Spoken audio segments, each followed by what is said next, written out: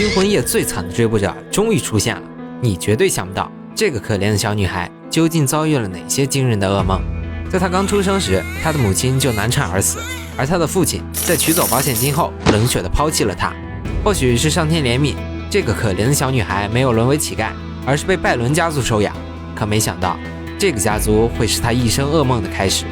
她一生中的2个贵人，拜伦家族的小公主多罗西亚，也是艾琳的闺蜜。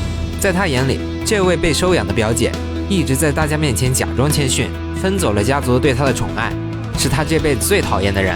在一次外出时，她养的猎犬咬死了一个孩子。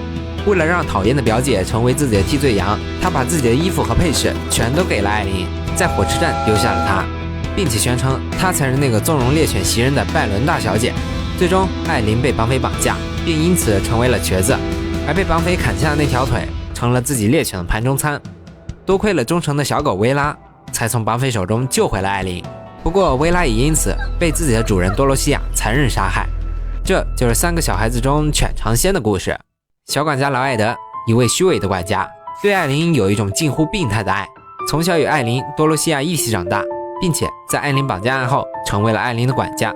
幼时的经历驱使着他向艾琳表白，而艾琳则说要成为警探，调查清楚自己绑架案的真相，果断地拒绝了他。